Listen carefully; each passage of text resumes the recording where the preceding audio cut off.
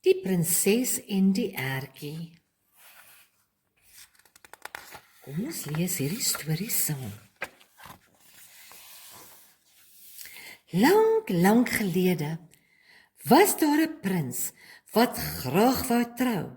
Eendag ry hy te perd na die ander koninkryke, daar naby om 'n prinses te gaan soek. Daar's die prins.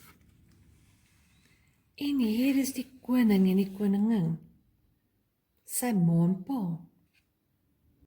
Die prins ry van een koninkryk na die ander.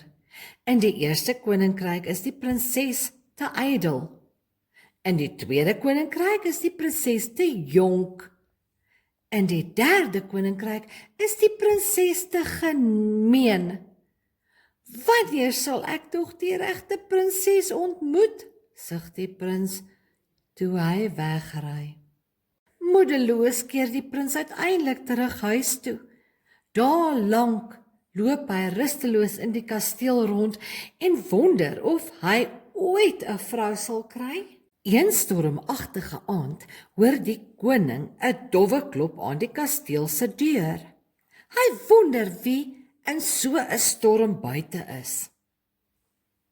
Toe die koning die deur oopmaak, staan daar 'n sopnat beeldskone meisie in die reën.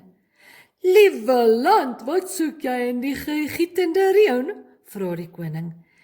"Ek is 'n prinses en het verdwaal," sê sy bibberend. "Sal u vir my skuilings vir die nag gee?"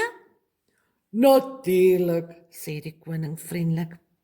Hy roep die koningin en die prins om die prinses te kom ontmoet. "Moeder," sê die prins, "sy is beeldskoon, maar hoe weet ons sy is die regte prinses?" "Laat dit aan my oor," sê die koningin. Net voor slapenstyd maak die koningin die prinses se slaapkamer vir haar reg. Op die eerste matras sit sy 'n klein groen ertjie.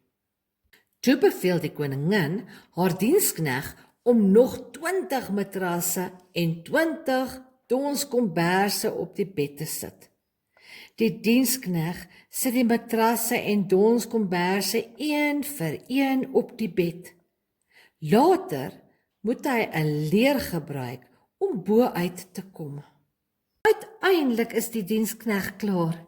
Die koningin gaan skaars die bokant van die bed sien. "Dis perfek," dink sy. Daardie aand klim die prinses met die leer op na haar bed.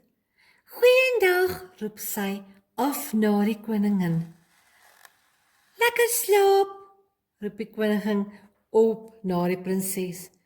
Toe raak die prinses aan die slaap. Die volgende oggend met ontbyt lyk die prinses baie moeg. "Het jy lekker geslaap, my kind?" vra die koningin. "Ek het vreeslik sleg geslaap," roep die prinses uit. "Daar is 'n knoop in die bed en my hele lyf is nou vol kneusplekke." Net die sagte vel van 'n ware prinses sal 'n ertjie deur 20 matrasse en 20 donskomberse kan voel, sê die koningin verlig. Daar's die koningin. Die prins voel so gelukkig dat hy die prinses daardie selfde dag vra om met hom te trou.